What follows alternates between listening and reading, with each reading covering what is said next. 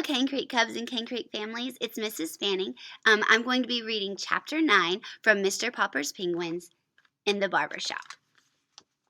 It was very quiet in the barber shop.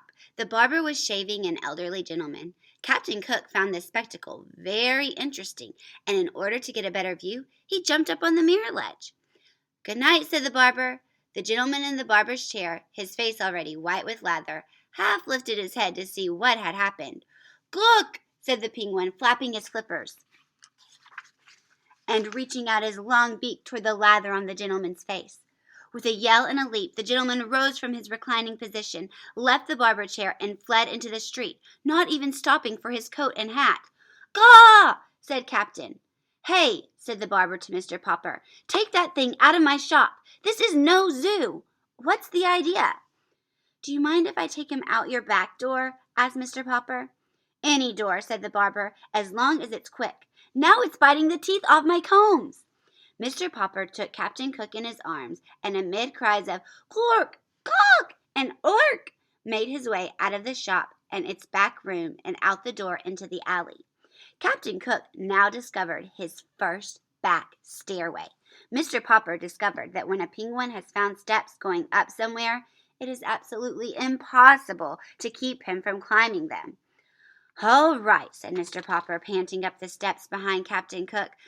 "I suppose being a bird, and one that can't fly, you have to go up in the air somehow. So you like to climb stairs. Well, it's a good thing this building has only 3 stories. Come on, let's see what you can do." Slowly but unwearingly, Captain Cook lifted one pink foot after another from one step to the next, followed by Mr. Popper at the end of the clothesline. At last they came to the top of the landing. "Now what?" inquired Mr. Popper of Captain Cook. Finding there were no more steps to climb, Captain Cook turned around and surveyed the steps that now went down. Then he raised his flippers and leaned forward. Mr. Popper was still panting from breath, had not supposed the determined bird would plunge so quickly. He should have remembered that penguins will toboggan whenever they get the chance. Perhaps he had been unwise in tying one end of the clothesline to his own wrist. At any rate, this time Mr. Popper found himself suddenly sliding on his white-clawed stomach down 3 flights of steps. This delighted the penguin, who was enjoying his own slide just ahead of Mr. Popper. When they reached the bottom, Captain Cook was so eager to go up again that Mr. Popper had to call a taxi to distract him. "432 Proudfoot Avenue," said Mr. Popper to the driver. The driver, who was a kind and polite man, did not laugh at his oddly assorted passengers until he had been paid.